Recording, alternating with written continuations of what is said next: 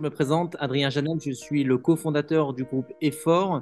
Le groupe Effort, en une phrase, c'est le groupement de 5 CFA dans 5 univers différents.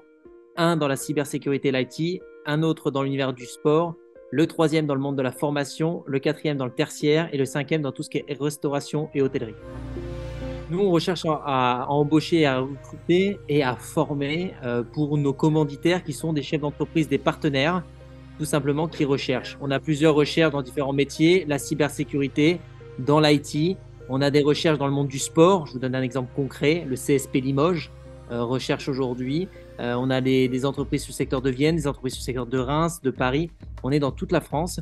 Et la particularité de notre centre de formation, c'est 100% d'alternance, mais aussi c'est qu'on répond à des commanditaires et des chefs d'entreprise. On a plus de 120 postes à pourvoir. Donc on recherche des candidats qui vont pouvoir demain travailler chez nos clients, mais suivre une formation en même temps en interne chez notre client.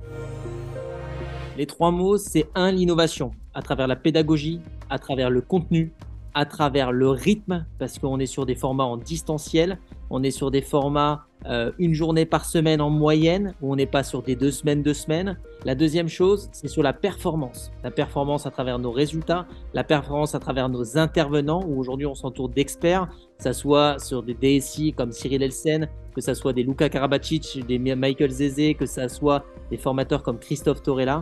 On essaye d'avoir les meilleurs dans les domaines pour permettre à nos alternants et à nos candidats et surtout aussi à nos commanditaires, nos chefs d'entreprise qui nous font confiance, d'avoir les meilleurs formateurs pour que ça réponde à leurs besoins. Et la troisième, c'est de savoir s'adapter.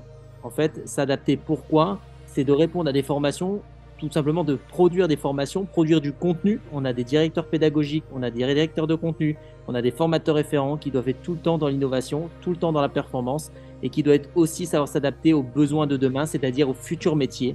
Quels sont les métiers qui vont embaucher? Quels sont les métiers qui vont se créer? Quels sont les métiers qui vont répondre tout simplement aux besoins de demain et qui vont répondre aussi aux futurs emplois que tu vas pouvoir décrocher? Le savoir-être. Le savoir-être, c'est indispensable. Nous, on ne va pas chercher le volume, on va chercher la qualité. Ça, c'est très important. Le savoir-être, on est intransigeant parce que les clients nous font confiance, les entreprises nous font confiance. On doit leur permettre d'avoir des candidats qui correspondent à leurs besoins.